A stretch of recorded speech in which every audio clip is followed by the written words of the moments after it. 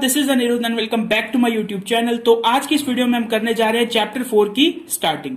तो आज की इस वीडियो में हम कर लेंगे बेसिक ऑफ एक्सरसाइज 4.1 और साथ ही साथ कंप्लीट कर लेंगे एनसीईआरटी एग्जाम्पल 1। तो चैप्टर 4 का नाम है प्रिंसिपल ऑफ मैथमेटिकल इंडक्शन। तो प्रिंसिपल ऑफ मैथमेटिकल इंडक्शन एक थ्योरेटिकल चैप्टर है। मैं जितना इजी वे में हो सके आपको समझाने की कोशिश करूंगा। ठीक है, स्टार्ट करते हैं एक एग्जाम्पल से।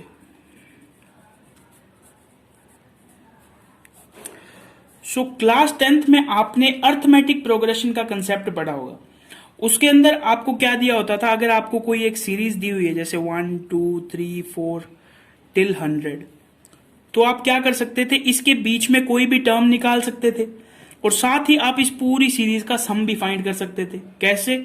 आप a की वैल्यू लेते थे 1, d यानी कॉमन डिफरेंस की वैल्यू लेते थे 2 - 1, यानी दो टर्म्स के बीच में कितना डिफरेंस है, तो 1 का डिफरेंस है। फिर आपको एक a n का यानी nth टर्म का फॉर्मूला भी आता था, क्या? a + n - 1 d। इस फॉर्मूला से आप कोई भी इस सीरीज की कोई भी एक टर्म निकाल सकते थे। और साथ में एक फॉर्मूला आपको पता था Sn का, n/2 bracket 2a + n - 1 d। इस फॉर्मूला से आप इस सीरीज का क्या निकाल सकते थे, सम भी फाइंड कर सकते थे। ठीक है, अब मेरा क्वेश्चन आपसे ये था 1 से लेके 100 तक के सभी नेचुरल नंबर्स का सम क्या होता है। तो आपने ये फॉर्मूला अप्लाई किया और आपका आंसर आ गया 5050। लेकिन अब मैं इस क्वेश्चन को थोड़ा सा चेंज कर देता हूं कि आप मुझे इस सीरीज का सम बताओ 1 2 3 4 टिल इनफाइनाइट। तो आप क्या इस सीरीज का सम कैसे फाइंड करोगे? आप लिखोगे Sn = n की जगह आप n ही रहने दोगे, a की जगह लिखोगे 1, 2 1 जा 2 प्लस n - 1 की जगह n - 1 ही रहने दोगे और d की जगह रख दोगे 1।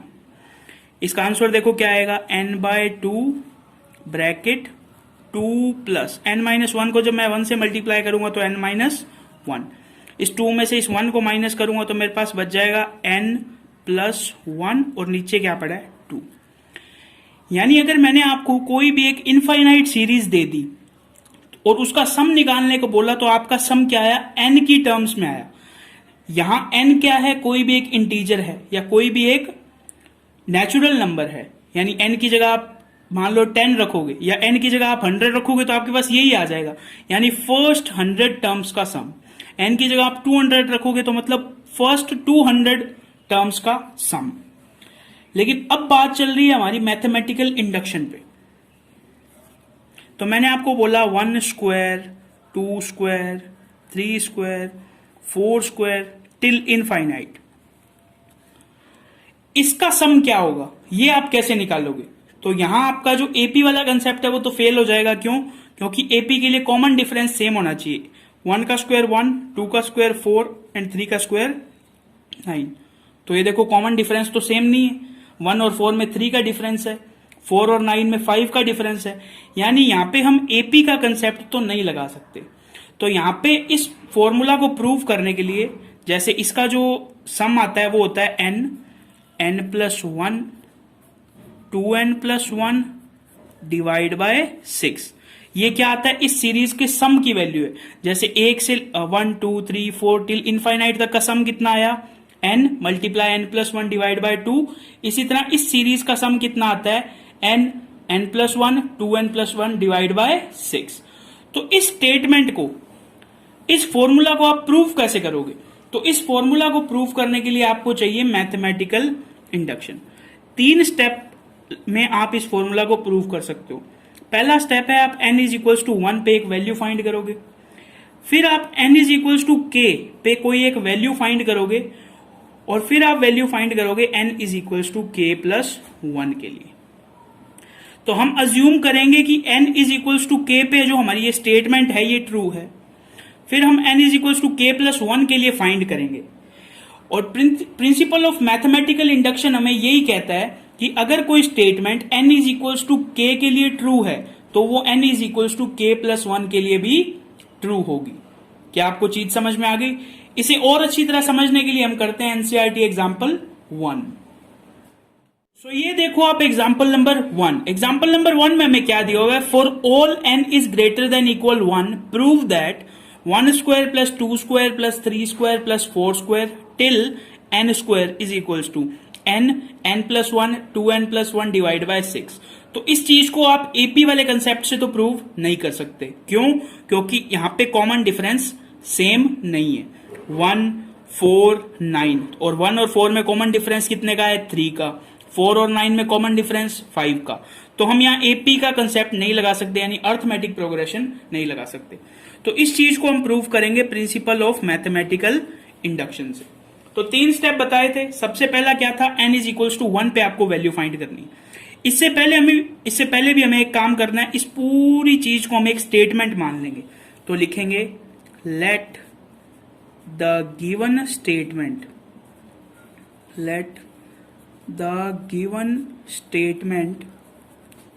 B P n.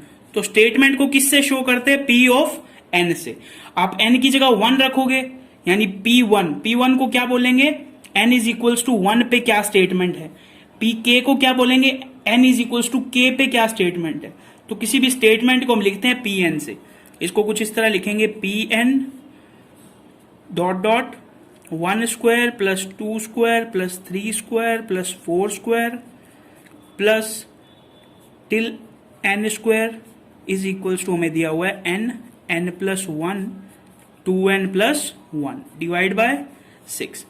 तो हमारा फर्स्ट स्टेप था, हमें P1 पे वैल्यू निकालनी, यानी n की जगह मैंने 1 रख दिया। तो मुझे इस लेफ्ट हैंड साइड में से लेनी है 1 टर्म। तो ये मैंने ले ली first term is equals to, और इस टर्म में मेरे को n की जगह क्या रखना है? 1 रखना है। तो ये मैंने रखा 1 plus 1 and 2 plus 1 divide by 6। तो 1 का स्क्वायर कितना होता है? 1 मल्टीप्लाई 1 and 1 2 and 2 and 1 3 3 2 जा 6 एंड 6 से 6 कैंसिल आउट हो जाएगा। तो हमारे पास क्या आ जाएगा? 1 इज इक्वल्स टू 1। तो हम यहां लाइन लिख देंगे सो P1 इज ट्रू। क्या आपको चीज समझ आ रही है? यानी जो हमारी ये स्टेटमेंट है वो P1 यानी n इज इक्वल्स टू 1 के लिए क्या है? ट्रू है। अब हम यहां पे एक चीज अज्यूम करेंगे, क्या? Let Pk is also true.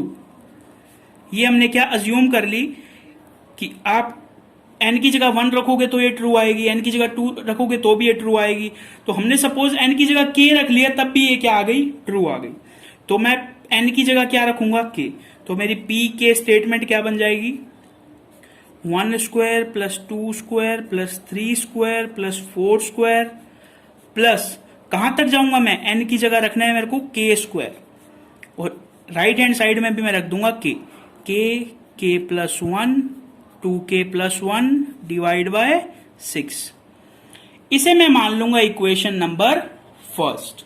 क्या आप यहां तक चीज समझ में आ गई? तो अब हमारा प्रिंसिपल ऑफ मैथमेटिकल इंडक्शन क्या कहता है? अगर कोई स्टेटमेंट Pk के लिए ट्रू है तो वो Pk प्लस 1 के लिए भी ट्रू होगी। सो हम यहां लिख देंगे so the statement is also true for n is equals to k plus 1। यानी n की जगह अगर हम k प्लस 1 रख दें तो भी ये स्टेटमेंट ट्रू होनी चाहिए। तो मैं ये जो इक्वेशन मुझे दी हुई है इसकी जगह मैं n की जगह क्या रखूंगा? k plus 1। तो यहां मैंने n की जगह क्या रख दिया? k plus 1। तो मेरी Pk प्लस 1 स्टेटमेंट बन गई 1 square plus 2 square plus 3 square plus 4 square plus n की जगह मैंने रख दिया k प्लस 1। तो ये बन गया k प्लस 1 का स्क्वायर। और राइट हैंड साइड में भी मैंने क्या रख दिया? n की जगह मैंने रख दिया k प्लस 1। फिर लिखा हुआ था n प्लस 1, तो मैंने n की जगह रखा k प्लस 1 प्लस 1। फिर था 2n प्लस 1, तो मैंने रख दिया 2k प्लस 1 प्लस 1, और डिवाइड में मेरे पास क्या था? 6। अब मुझे इस स्टेटमेंट को ट्रू प्रूव करना है।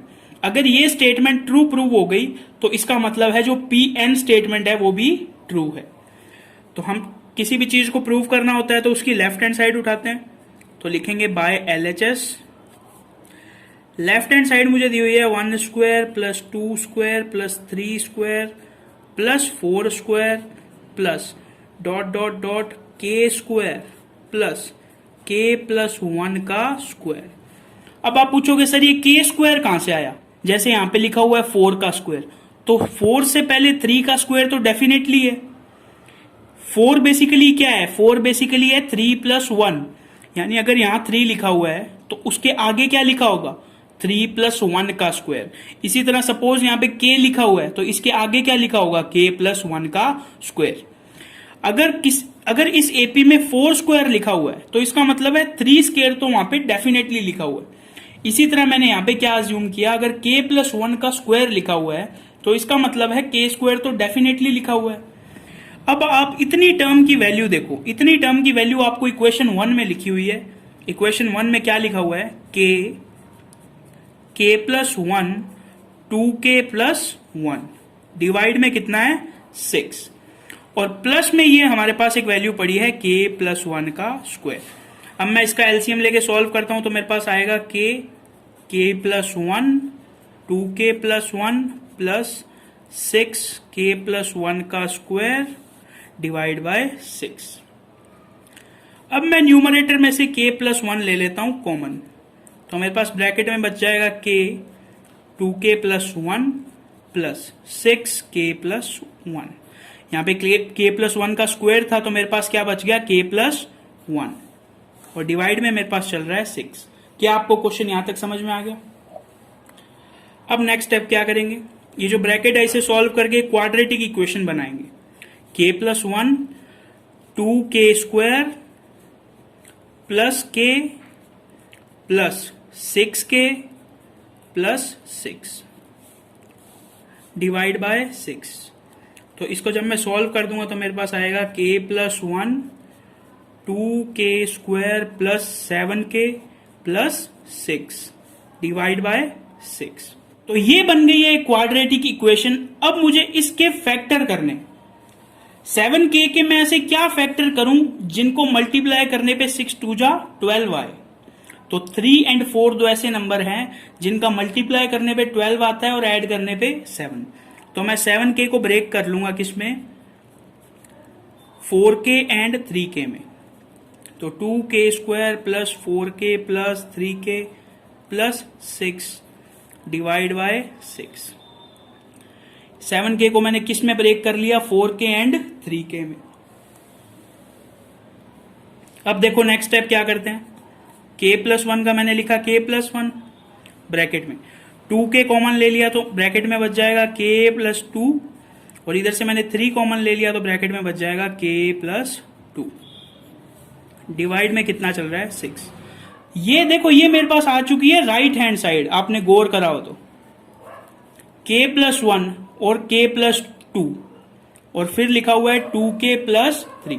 तो मैं आपको राइट हैंड साइड दिखाता हूं। तो राइट हैंड साइड में देखो क्या लिखा हुआ है, राइट हैंड साइड में लिखा हुआ है k plus 1 k plus 1 plus 1, यानी ये कितना हो गया k प्लस 2, और यहां लिखा हुआ है 2k प्लस 1 प्लस 1, तो ये कितना हो गया 2k प्लस 3। तो लास्ट में यही तो आया मेरे पास, k plus 1 k plus 2 and 2k plus 3 divide by 6 is equals to RHS। So अब हम लास्ट में एक लाइन लिख देंगे, according to principle of mathematical induction Pn is true, यानी प्रिंसिपल ऑफ मैथमेटिकल इंडक्शन के हिसाब से Pn क्या हो गया, ट्रू। क्यों? क्योंकि प्रिंसिपल ऑफ मैथमेटिकल इंडक्शन हमें क्या कहता है, अगर आपका Pk प्लस 1 ट्रू है तो इसका मतलब जो आपने Pk को ट्रू अज्यूम किया था वो बिल्कुल सही है।